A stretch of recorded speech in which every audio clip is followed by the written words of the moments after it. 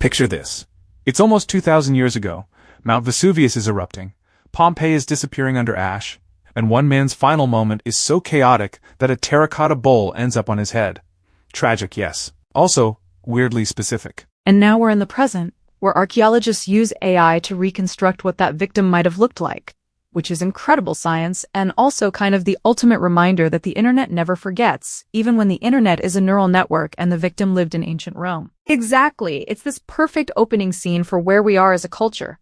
Technology can resurrect faces, predict disease, reshape markets, and maybe even run parts of the military.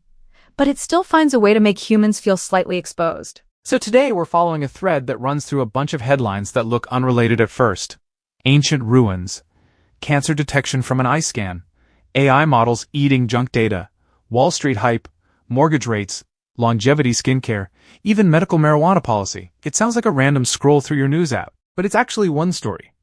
We're building a future that can do astonishing things, and then we run straight into the limits of trust, incentives, and plain old human behavior. Let's start with the part that feels like science fiction turning into routine medicine. Medical AI is getting scary good at finding serious disease early, like pancreatic cancer or heart disease, from something as simple as a scan of your eyes. And that sounds like a miracle, because pancreatic cancer is one of those conditions where early detection can change everything.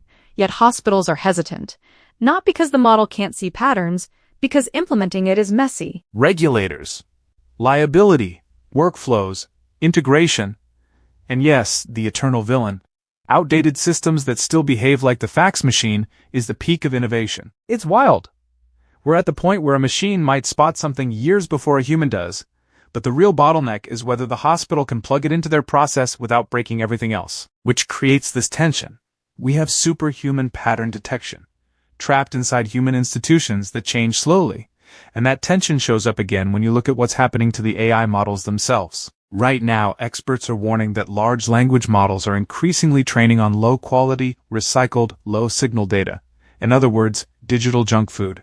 And if you feed an intelligence nothing but junk, you don't get wisdom, you get weirdness. The old rule, garbage in, garbage out. And honestly, it's not just a tech principle, it's a life principle. What you feed your body shapes your energy. What you feed your finances shapes your options. And now we're realizing what you feed an AI shapes the quality of the future tools we all rely on. So while the models are learning from the internet's worst habits, another part of society is saying, cool, let's put AI in charge of very serious things, like the Department of Defense. The Pentagon is pushing an AI acceleration strategy. An AI-first approach. On paper, it's about speed and advantage and modernizing how decisions get made. And on a human level, you can almost hear the subtext. Maybe the machines will be more consistent than people. Less distracted, less noisy, more reliable. But that also raises the obvious question. If we're worried that AI is being trained on digital trash, how do we make sure critical systems are built on high-quality data, strong oversight, and real accountability? Because AI first can mean smart first, but it can also mean rushed first, depending on incentives. Speaking of incentives, let's pivot to the place where incentive is basically the whole operating system. Wall Street. Big tech earnings are drawing a line in the sand. There are companies with an actual AI strategy, products, infrastructure, revenue paths, and then there are companies with vibes. You mean the say AI on investor calls strategy? Exactly. Investors are trying to figure out who's going to cash in. The result is a kind of corporate sorting. Show me the plan, show me the capability, show me the moat. And it ties back to medical AI in a weird way. In hospitals, the tech might be ready, but people hesitate. In markets, people are ready to throw money at it, even when the substance isn't always there. So we've got AI spotting cancer early, investors chasing AI winners, and the Pentagon pushing AI forward. Meanwhile, regular life is doing what it always does, testing everyone's budgets. Mortgage rates are a perfect example. Some homeowners are living the dream. Mortgage paid off, extra cash for vacations, money no longer evaporating into interest.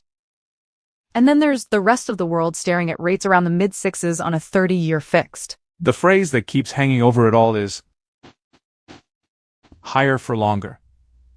People waited for the big drop, and instead they got the slow creep upward. Which makes every home buyer ask the same question on repeat. Do I lock now or do I wait? And the answer changes constantly.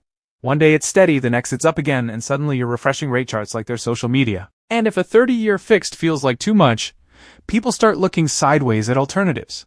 A 5-to-1 adjustable rate mortgage can be lower at the start, something like the mid-fives recently, so it's tempting if you think you'll move or refinance before the adjustment hits. But it's also a bet. It's a timeline gamble. You're wagering that future you will have better options than now you. Meanwhile, the refinance world lights up whenever rates cooperate. Freddie Mac, for example, can see profits jump when refinances surge, because when borrowing gets cheaper, people rush to redo their loan. So the financial system has its own version of garbage in, garbage out too. The inputs are rates, policy, consumer confidence. The outputs are affordability, mobility, and whether people feel like they can take a breath. Okay, let's shift from money to lifespan, because there's a parallel story happening in beauty, wellness, and medicine. The vibe is changing from fight aging to age well. And that's not just a slogan. The beauty world is leaning into longevity as a long-term project, not a panic response.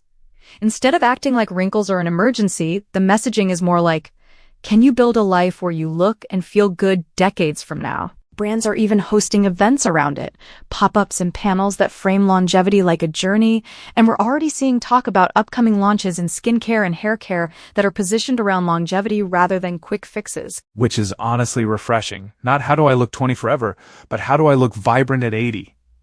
And once you step into longevity, you run into the biohacking conversation. This is where it gets intense. Scientists are fascinated by gut bacteria and how certain microbes might influence metabolism in ways that resemble GLP-1 effects. Think of it as your microbiome doing some of the heavy lifting, if you can cultivate the right mix. And then you've got people pushing the extreme edge. Some longevity enthusiasts are experimenting with the idea of delaying menopause far into later life. That's not mainstream medicine. It's more like a preview of the ethical and biological questions we're about to be forced to answer. Even the high-profile health turnarounds tell a story.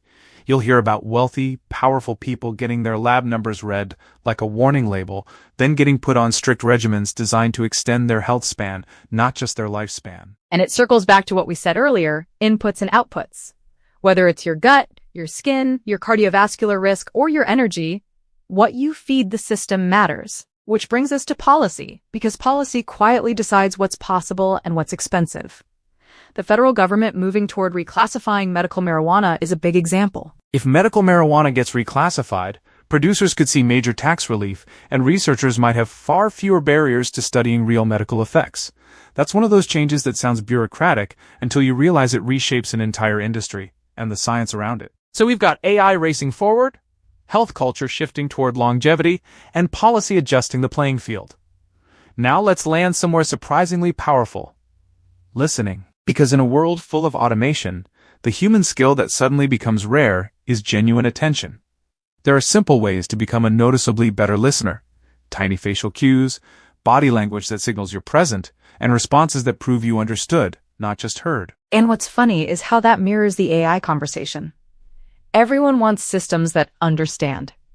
But with people, understanding often starts with small signals: eye contact, nodding at the right moments, not jumping in to compete, reflecting back what someone said. It's not flashy, but it changes everything. Conversations get deeper. Trust improves. And trust is the missing ingredient in so many of these stories. Hospitals trusting AI, investors trusting companies, citizens trusting policy, buyers trusting the mortgage timeline. So if we zoom out, what happened in this episode?